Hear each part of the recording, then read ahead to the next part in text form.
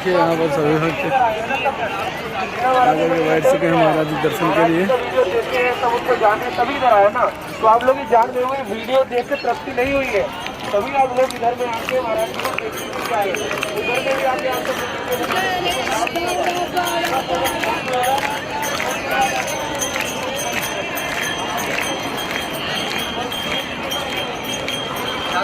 नीचे रखे जाएगा।